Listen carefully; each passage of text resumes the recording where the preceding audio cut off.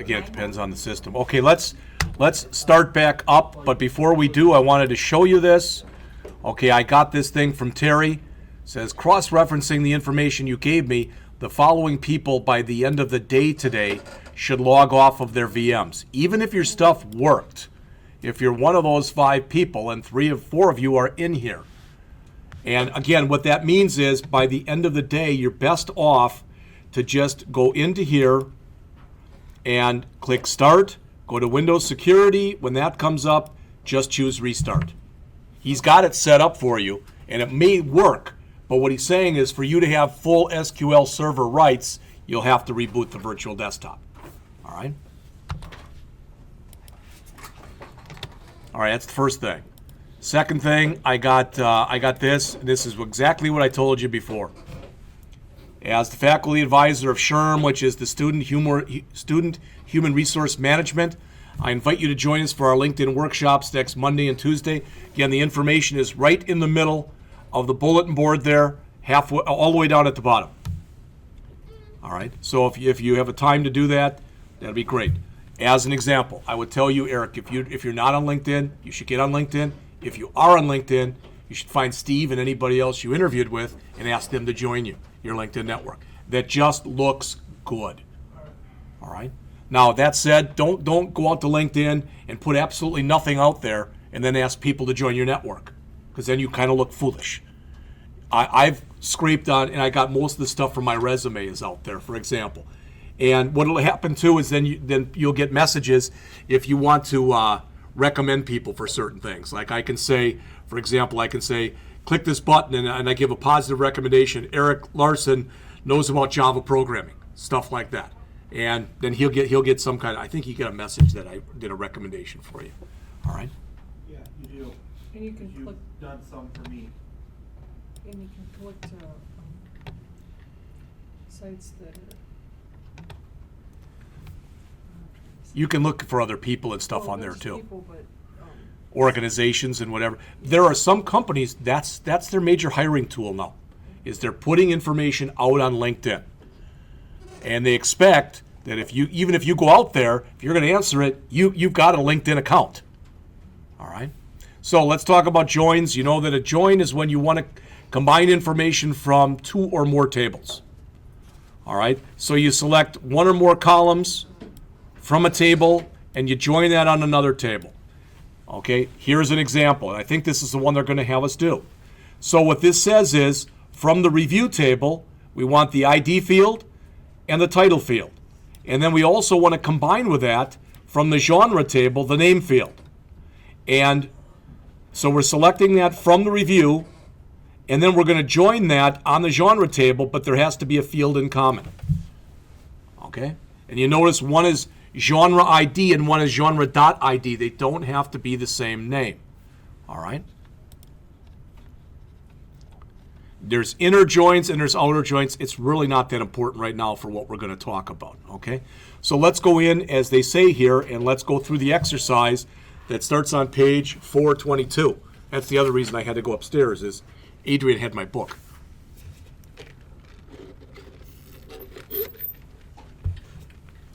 All right, so they go through here and they talk about everything that we're going to do, okay? So the first thing that we're going to do is we're going to come back in here. If we don't need this stuff anymore, again, we can just click there and close it. That's fine. But I think they tell you to bring up the genre table and say edit top 200 rows. I think they want it up like that. Let's double check. Edit top 200 rows. Right. Oh, they wanted the review table up first. Sorry. So I'm just going to close that and bring up the review table. So right mouse click on it the same way. Edit top 200 rows. There's the information. All right. So I've got the review table. Now, when we do this and we click here and here and here, like you've seen, okay, when you look over there, what you'll notice as we go through this, and again, I'm trying to follow back and forth and not get too far off from what's in the book. I want to do it the way they say it, not the way that I do it. All right. It says right click on an open spot in the diagram pane next to the review table and choose add table. So in other words, you can come in here, if you look on the screen, you can right mouse click and you can choose Add Table, which works just fine. All right?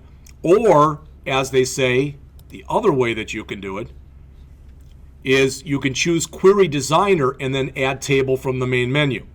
Now, it's up to you. They do the exact same thing. All right, so I can go up here from the main menu, choose Query Designer, and choose Add Table. They do the same exact thing. All right, I like the first one, the right click, because it's less work. And you've seen this kind of thing before, correct?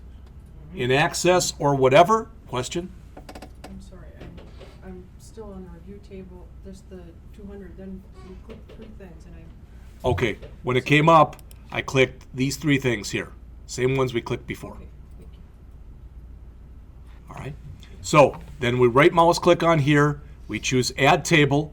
Remember, it is possible. I could click the review table again. You can do what's called a self-join when you join a table on itself. Sometimes you have to do that. Not with as simple a table of structure as we have here. So the one I want to add, I've got review, is genre. So I'm going to click there, choose Add, and then choose Close. All right. And you'll notice if you look on the screen now, you may or may not have the line between there. And even if you don't, it's no big thing. But if we look here, these are our fields. Just so you know, later they have, and we're probably not going to have time to do that today, but later we're going to recreate this. We're going to do all this from scratch. And when you do it, for some reason, the line here doesn't line up with genre right here. It's like way down at the bottom. You can literally just click on that line and move it if you need to do so.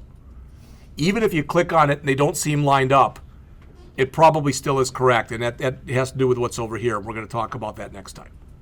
All right? So now notice what we have here. The top 200, review ID, review title. In other words, it's given us everything from this table. It did that by default. And right now, I don't think it's giving us anything from the other table because nothing's checked. All right?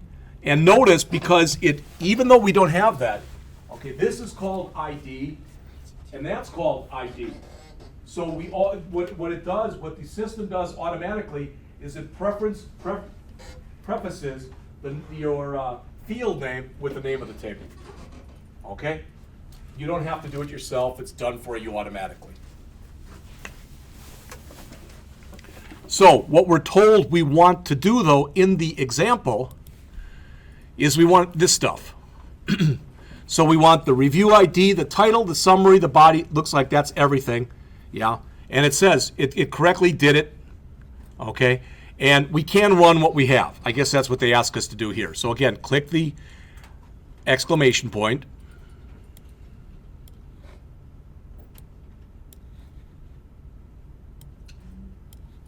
And it's got everything in there. Again, the author even says, if you do this and you've got weird numbers over here, don't worry about it.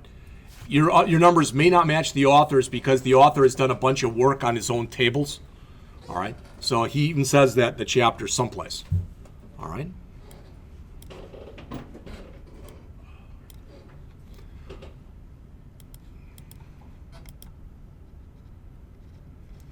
What I want to do is this query right here.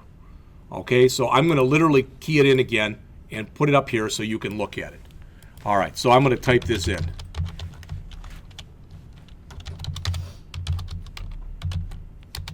Yeah, that's fine.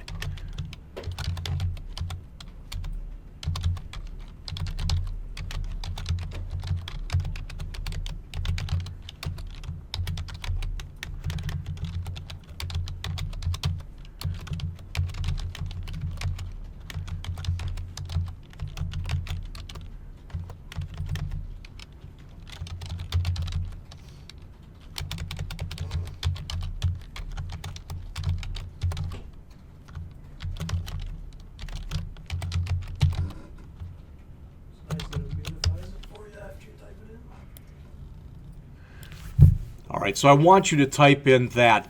You can put it all in lowercase if you want to. You can put it all in on one line if you want to. It doesn't really matter. But I want you to grab that information. I don't think I made any mistakes on here.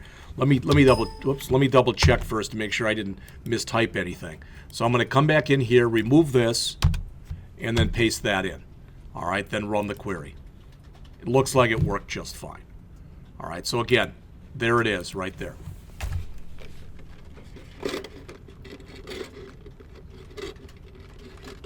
Because it's a simpler query, we're only asking for 3 fields. 2 of the fields come from the review table. 1 of the fields comes from the genre table. But in the example they asked you to do in the book, the first one, everything came from the review table. So you start to see the power of joins when you start to actually combine information from different fields from different tables. All right? Again, ideally, this has been a lot of review for you. All right?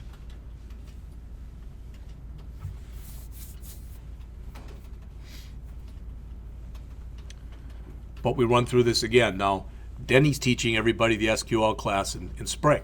He does a good job. He says, well, what do you want me to concentrate on? This is the kind of stuff I want him to concentrate on. I don't want you to spend 8 weeks on how to use a select statement. All right? So hopefully people got that to work without too much trouble. As it says, with this join, you can retrieve data from multiple tables and present them as a single result set. That was the idea behind the query. All right? So the next thing. Now, I'm going to tell you what the author says.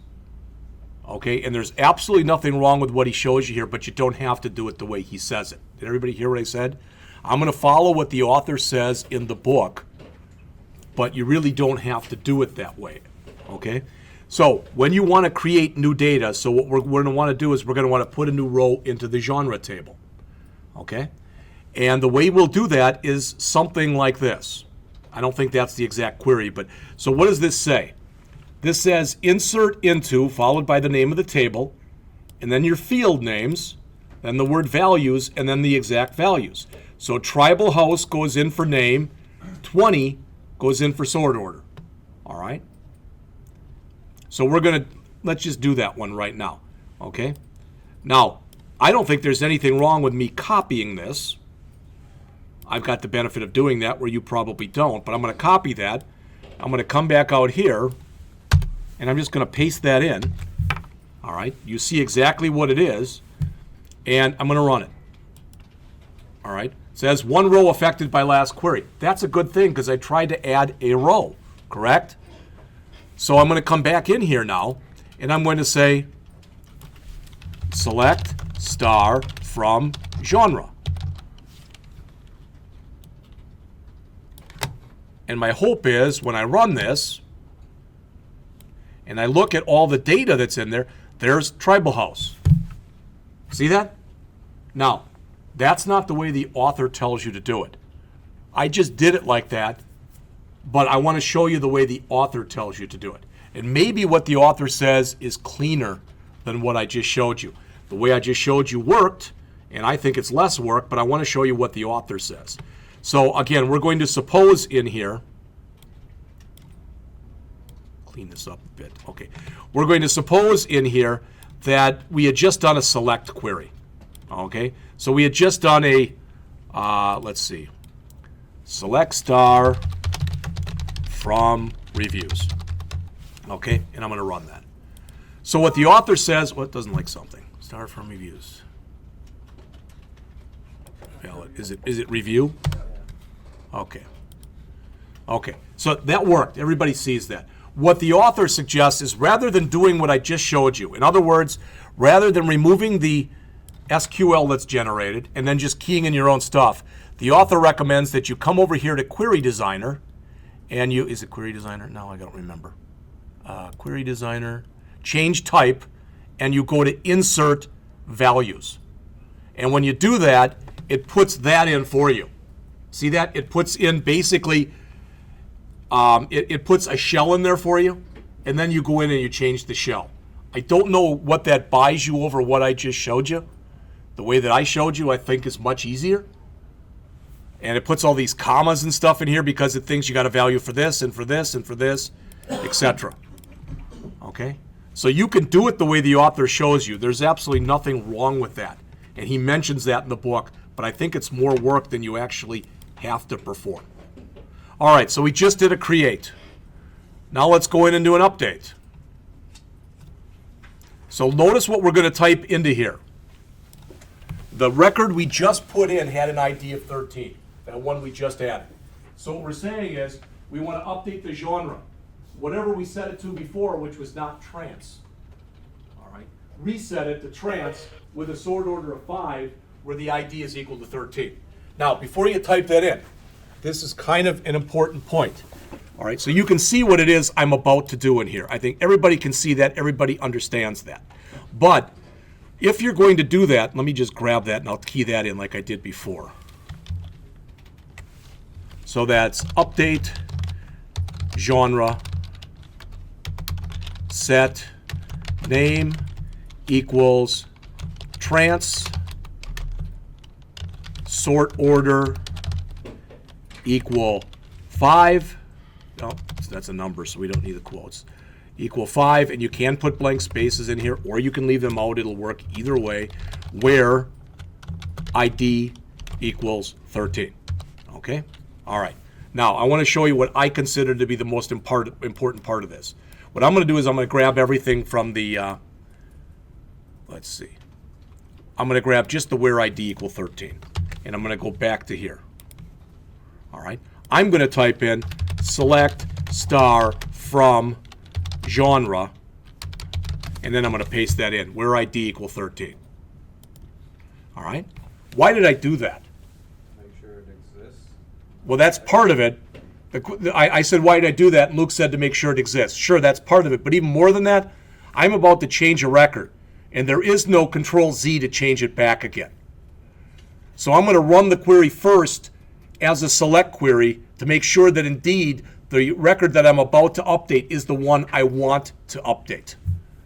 If I'd fat fingered and put 12 in here or hit something else, I'd be now updating the wrong record, which which could really have pretty devastating consequences when you think about it. Maybe not for a Planet Rocks review, but what if it's a bank? And I just deposited $1,000 and they put the wrong account number in. I'm going to find a way to let them know. All right. So I'm going to grab that. Oops. Don't need that.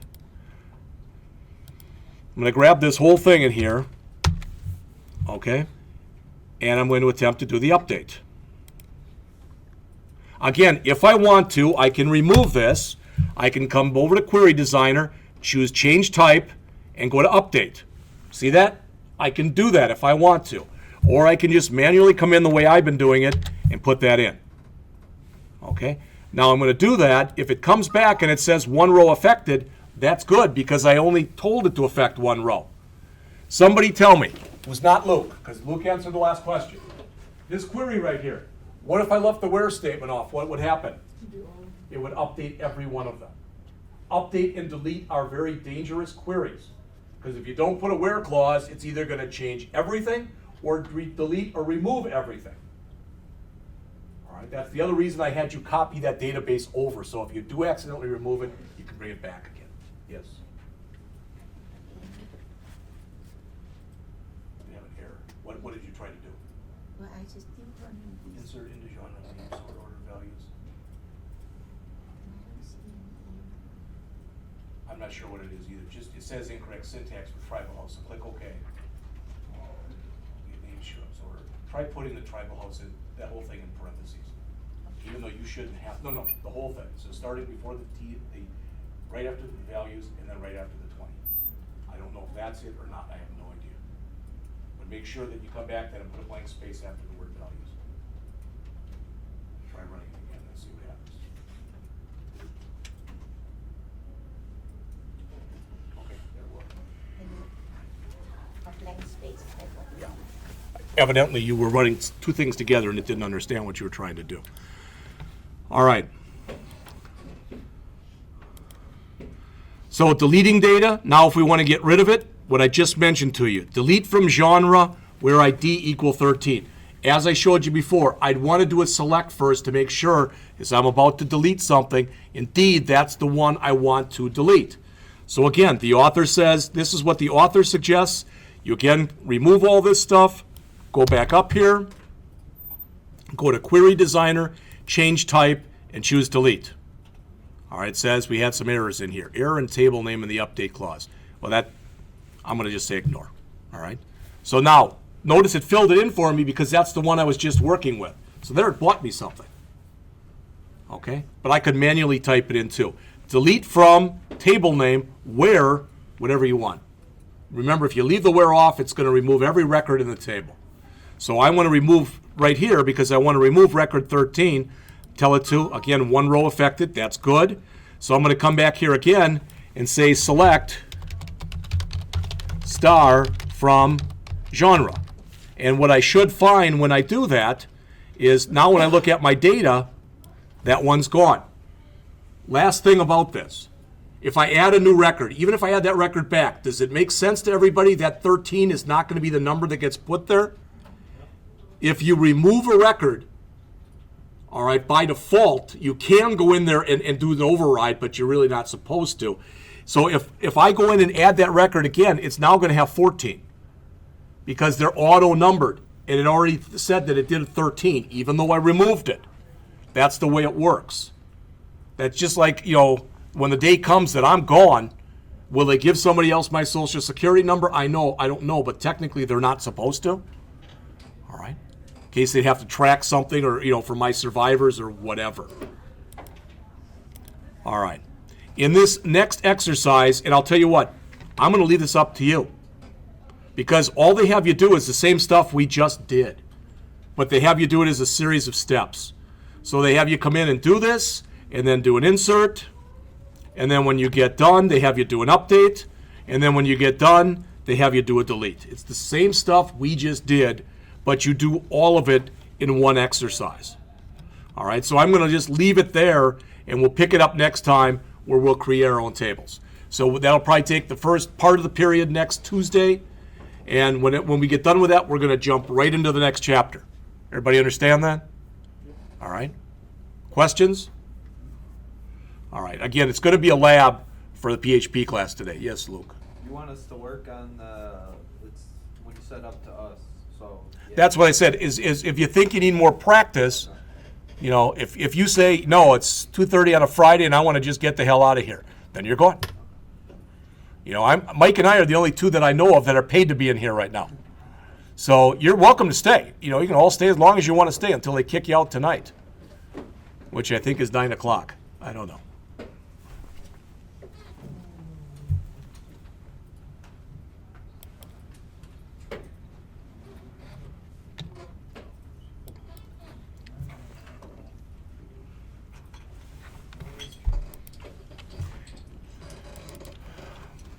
And what I'm going to do right now, Robert, too, is I'm going to send this to Adrian. I'm going to tell him that I'm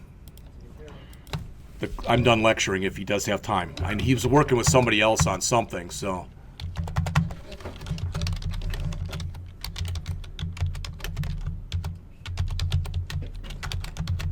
So for that, we should use the virtual machine again. No, all he's saying is restart it. It takes about 10 minutes, then it's fine. I think he's done all the settings, but it won't kick in. But whatever batch file he runs won't kick in until you reboot. That's all.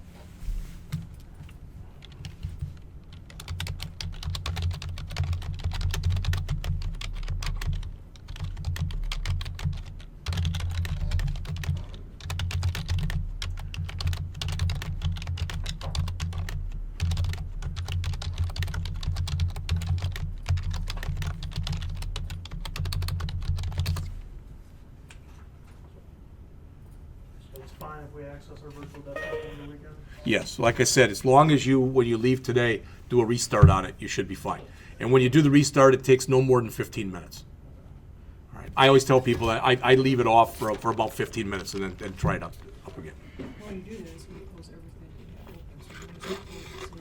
So When you do that, it typically will close everything you've got open, but you don't lose anything. That's the same as the disconnect and log off, right? I thought it was. No, I'm not. I don't remember if it does close everything you've got open or not. I don't remember. It does. All right. I'm sure if I asked Terry, he would probably say something like, "Well, you really should close it all down first anyway if you're going to do a restart."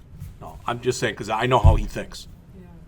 He's an unbelievably deliberate person, And we're very lucky to have somebody like him working here. Okay. Adrian as well, so. About halfway through, I kinda lost you, but I'm following in the book here, and I'm joining data, and so I'm right at, where we still have it up, and it says on number 442, still testing your database, SSM, right-click in the review table and choose edit top 200 rows. I did that. Okay. You'll see all the reviews in the table appear. Now, They're talking about in that diagram pane that's at the bottom of the screen. this one, This one down here. okay. Now, Now it says Knox enable the diagram criteria and S by clicking the respective code. These so ones- again, they're talking, yes. Okay. And Oops. you didn't click there, no, I think you clicked up there. There, and the next one. No, that one, third one, there you go, that's it. Oh, okay. Yeah, if you click the ones above it, I don't know what's gonna happen, but not what you wanted, how's that? Diagram frame, that means here, right click. You've already done part of this, I think, you've already got it set up for the join. You right do, mouse clicked and you've but I- already added the table. Oh, am I redoing this? Yeah, you've already done, I mean, there, it's already here. All right, so you've done that. Okay. So what they're saying is now you could write any query you wanted in here, or you could choose anything, just so you see this. Here, go back over here. Oh, Go- I see, I'm right here. Yeah, go over to here, and now you can select anything you want from here or here, and now it's gonna appear on there, because you can join anything you want now. Okay, I lost my place. Okay, thank you. You're welcome. All right. Robert, I don't know how long you can stay, but Adrian just said, sounds good, I'll head down there as soon as I can, so.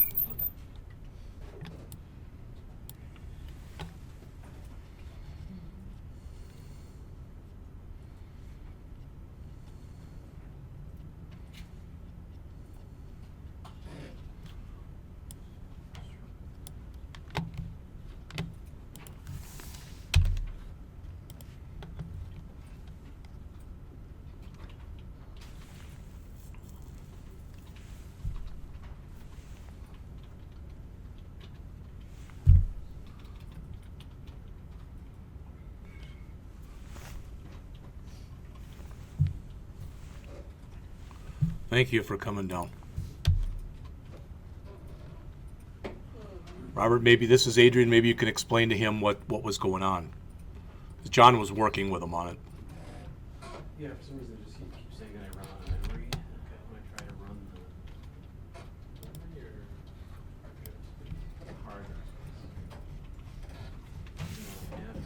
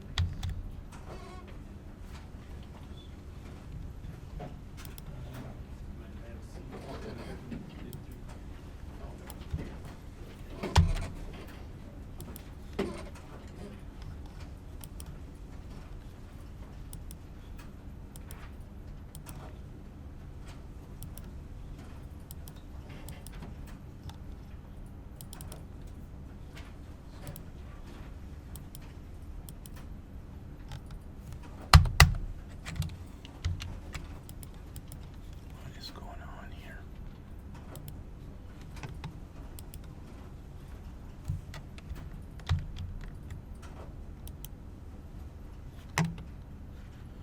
Fantastic.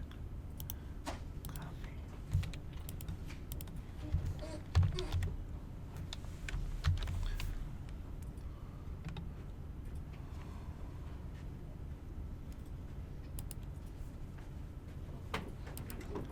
I don't know if anybody in here ever does podcasting where you listen to stuff, audio stuff that you can hear online. I found this thing out here this morning, so I put it in virtually all of the different folders, but it's 42 podcasts for developers and programmers. So they've got Java stuff, Ruby, Rails, Python, etc. So there's about 15 or 20 different languages.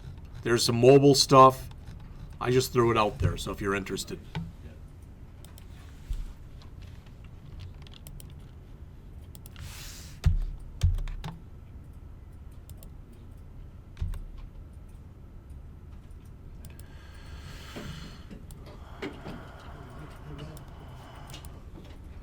That was it? Yeah. Thank you.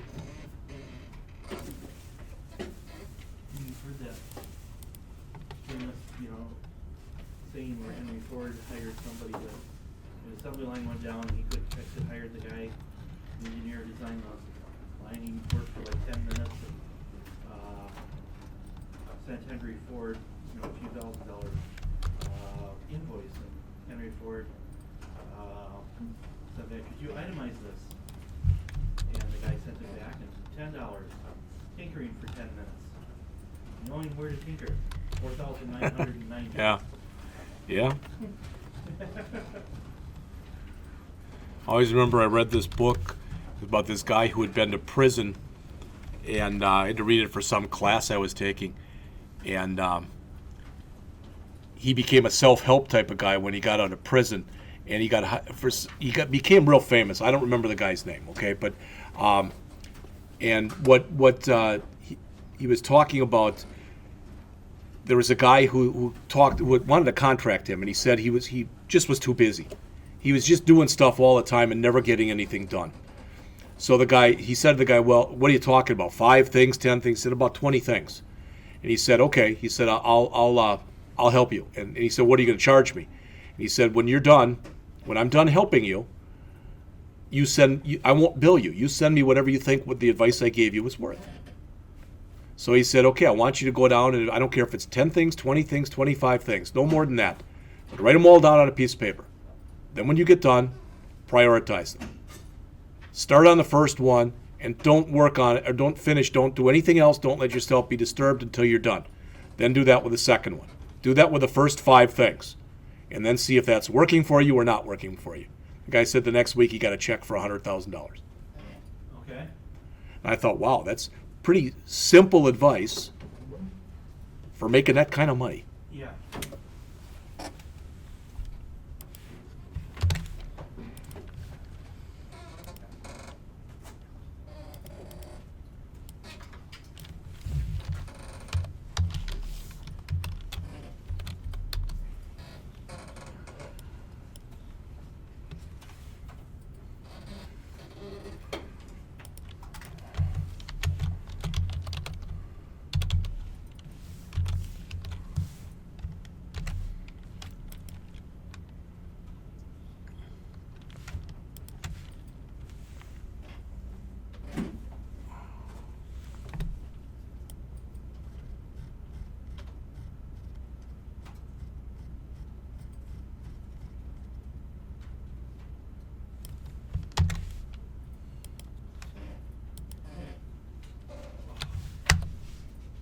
Doggone it.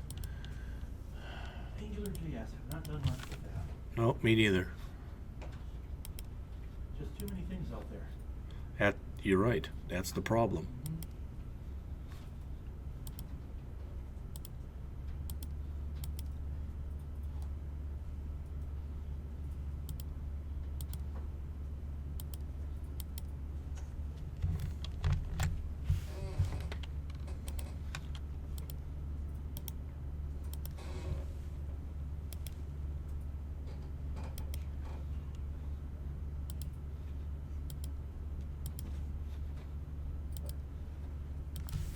I do like Impact, that toolkey toolkit, because some of the stuff they've added to it gives it a much more object-oriented feel. You have classes in there, and they have their own mechanism for extending classes in JavaScript.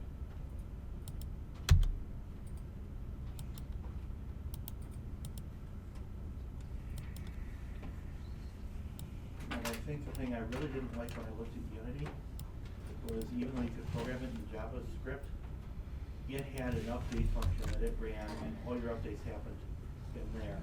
Here, you define your object, it has its update code, and every object's update code gets run every frame. Mhm. And so you don't have to worry about, you know, looping through the list of objects, you just make them. And that feels like a better way to code. Well, I was lecturing today on Swift, and we were looking at some of the differences between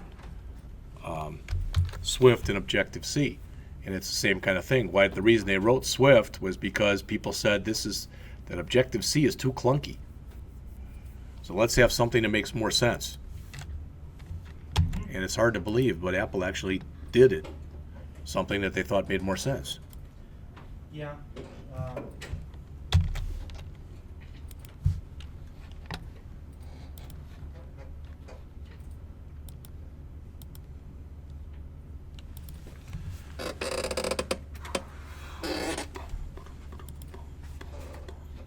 I mean, there's 2D toolkits that say if you're used to like ActionScript Flash, use this one in JavaScript with HTML All right, I mentioned- Canvas, because it thinks more like that. But it looks like it's not a bad base that I got going so far. I need to tweak some of the numbers so that the car can't turn too tight at slow speeds, because that still doesn't look quite right. But that's just numbers and reboot.